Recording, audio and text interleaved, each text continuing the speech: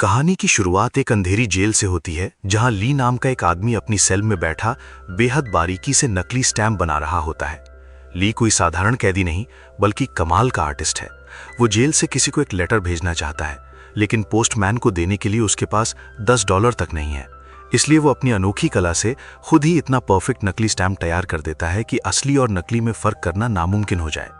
थोड़ी देर बाद जब पोस्टमैन वहां आता है तो ली उसे लेटर देने की कोशिश करता है, लेकिन वो पहले पैसे मांगता है।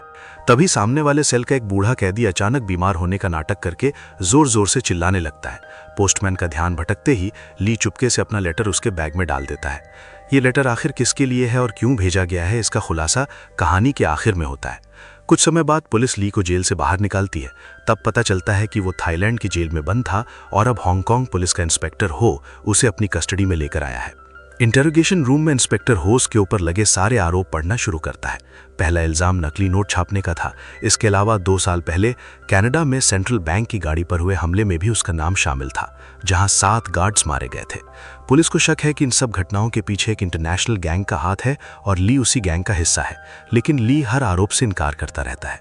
वो बार बार कहता है कि इन सब का असली मास्टरमाइंड पेंटर नाम का खतरनाक माफिया है। हालांकि पेंटर कौन है, कहां रहता है या उसका असली नाम क्या है, ली कुछ नहीं बताता।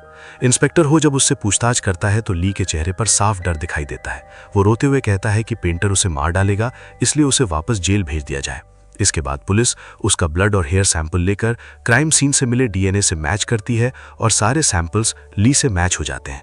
इसका मतलब उसका जुर्म लगभग साबित हो चुका था। इसके बावजूद वो सच कबूल नहीं करता। उसी दौरान पुलिस स्टेशन के बाहर युवान नाम की लड़की अपने लॉयर के साथ पहुंचती है ताकि ली की बेल करवा सके, लेकिन पुलिस मना कर देती है क्योंकि ली इस केस का सबसे अहम गवाह था। हालांकि वो एक शर्त रखते हैं कि अगर ली पेंटर की असली पहचान बता दे तो बेल के बारे में सोचा जा सकता है। तब युवान खुद ली से सच बताने की विनती करती है और उसी वक्त ली अतीत की कहानी सुनाना शुरू करता है। अब कहानी कई साल पीछे चली जाती है। यहाँ पहली बार ली और युवान को साथ दिखाया जाता है। दोनों आर्टिस्ट थे और शानदार पेंटिंग्स बनाते थे। धीरे धीरे दोनों करीब आते हैं और प्यार हो जाता है, लेकिन दोनों में एक बड़ा फर्क था। युवान पूरी तरह ओरिजिनल आर्टिस्ट थी, जबकि ली मशहूर कलाकारों की पेंटिंग्स की हूबहू कॉपी करता था। उसकी कॉपी करने की कला अविश्वसनीय थी, लेकिन उसकी नकली पेंटिंग्स में किसी की दिलचस्पी नहीं थी। यही हुनर आगे चलकर उसे अपराध की दुनिया में ढकेल देता है। एक दिन लुक नाम का आर्ट गैलरी मालिक उनकी पेंटिंग्स देखने आता है। वो युवान के काम से बहुत प्रभावित होता है, लेकिन ली की पेंटिंग्स को रिजेक्ट कर देता है क्योंकि वे कॉपी थीं। युवान कहती है कि अगर उसकी पेंटिंग्स खरीदनी है तो ली की भी खरीदनी होंगी। बाद में ली उसे झूठ बोलता है कि उसकी पेंटिंग्स टोक्यो का एक आदमी खरीद चुका है, लेकिन युवान समझ जाती है कि वो सिर्फ उसे दुखी नहीं करना चाहता था। एग्जीबिशन वाले दिन युवान चोरी छिपे ली की एक पेंटिंग वहां रख देती है। तभी एक आदमी आकर उस पेंटिंग से मजाक उड़ाने लगता है। गुस्से में युवान उसके ऊपर पानी फेंक देती है।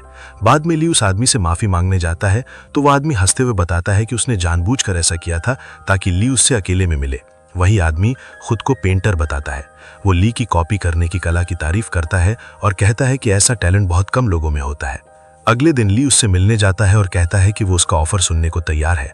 तब पेंटर उसे $1 नोट देकर कहता है कि इसे बिल्कुल असली जैसा बनाना होगा, यानी वो ली को नकली नोट बनाने का काम देना चाहता था। ली पहले गुस्से में मना कर देता है, लेकिन पेंटर बताता है कि उसका परिवार 3 पीढ़ियों से जाली नोटों का धंधा कर रहा है और कभी पकड़ा नहीं गया। वो समझाता है कि नए डॉलर नोट्स में इतने सिक्योरिटी फीचर्स हैं कि उन्हें सिर्फ कोई महान आर्टिस्ट ही कॉपी कर सकता है। आखिरकार गरीबी और मजबूरी के कारण ली तैयार हो जाता है। उस समय युवान अमेरिका में एक एग्जीबिशन के लिए जा रही थी, इसलिए ली बिना कुछ बताए वहां से निकल जाता है। पेंटर ली को कनाडा ले जाता है, जहां उसकी पूरी टीम मौजूद थी। टीम के हर सदस्य को नकली नोट बनाने में महारत हासिल थी।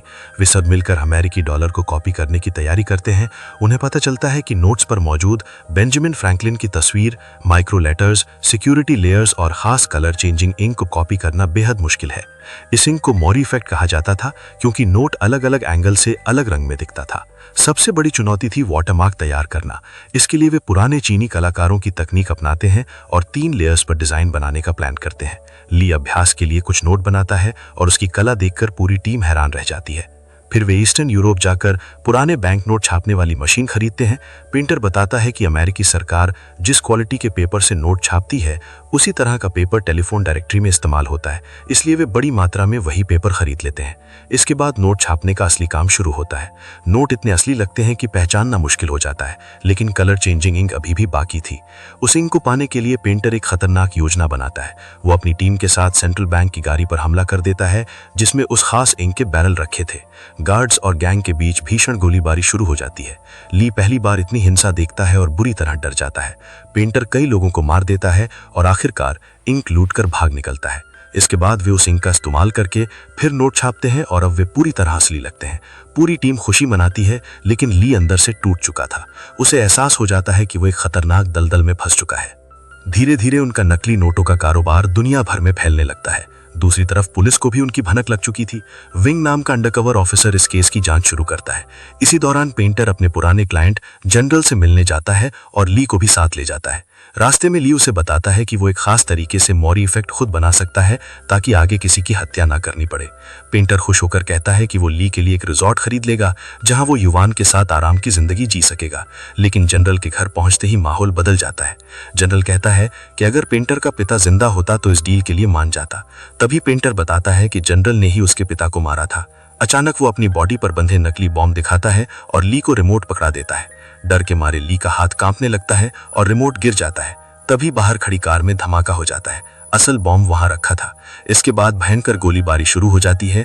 पेंटर स्टाइल में 2 पिस्टल चलाकर कई लोगों को मार देता है। उसके साथ ही जंगल से रॉकेट लॉन्चर दागते हैं और पूरा इलाका तबाह हो जाता है। आखिरकार जनरल भी मारा जाता है। इस लड़ाई में चिंग नाम की लड़की बुरी तरह जल जाती है। ली उसकी जान बचाता है और पेंटर उसे अस्पताल ले जाता है। कुछ समय बाद चिंग ठीक होने लगती है और पेंटर उसे नई पहचान देता है, जिसमें उसका नाम युवान रखा जाता है। ये देखकर ली गुस्सा हो जाता है, क्योंकि युवान उसकी प्रेमिका का नाम था, लेकिन पेंटर उसकी बात नहीं सुनता। धीरे धीरे चिंग ली की तरफ आकर्षित होने लगती है।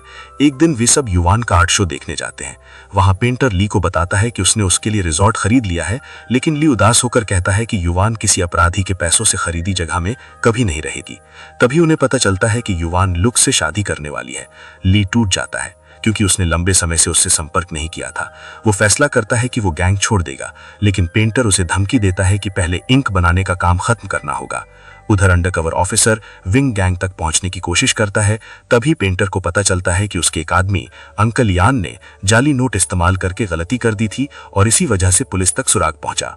पेंटर बेरहमी से उसे गोली मार देता है। ये देखकर ली का गुस्सा फूट पड़ता है, लेकिन पेंटर उसे भी धमकी दे देता है। बाद में विंग भेष बदलकर पेंटर से मिलने आता है, लेकिन पेंटर उसकी असलियत जान चुका था। वो ली से कहता है कि विंग को गोली मार दो, लेकिन ली ऐसा नहीं कर पाता। आखिरकार पेंटर खुद विंग को मार देता है। इसके बाद वो एक और भयानक सच दिखाता है। उसने युवान और लुक को किडनैप कर लिया था। वो ली से कहता है कि लुक को गोली मारो, लेकिन ली मना कर देता है और उल्टा पेंटर पर बंदूक तान देता है। गोलीबारी शुरू होती है, जिसमें लुक मारा जाता है। चिंग भी वहां पहुंचकर पेंटर के लोगों को मारने लगती है। आखिरकार ली पेंटर के सीने में गोली मार देता है, लेकिन चिंग युवान को मारने की धमकी देकर ली को वहां से भागने पर मजबूर कर देती है। इसके बाद ली रिजॉर्ट में चला जाता है।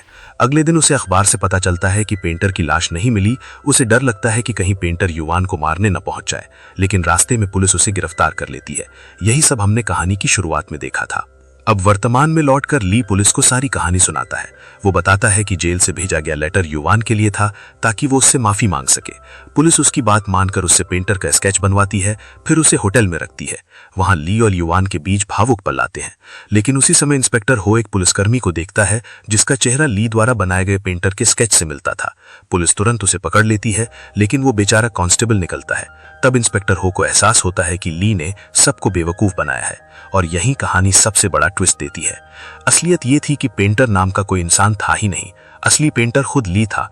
जाली नोट बनाने से लेकर हत्याओं और नरसंहार तक हर अपराध उसी ने किया था। उसने खुद को बचाने के लिए पेंटर नाम का काल्पनिक किरदार बनाया और पुलिस स्टेशन में दिखे कांस्टेबल का चेहरा स्केच में डाल दिया।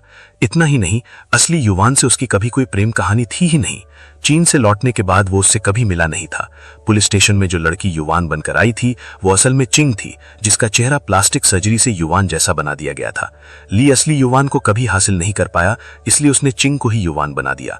बाद में चिंग को समझ आता है कि ली उससे नहीं बल्कि युवान के चेहरे से प्यार करता है।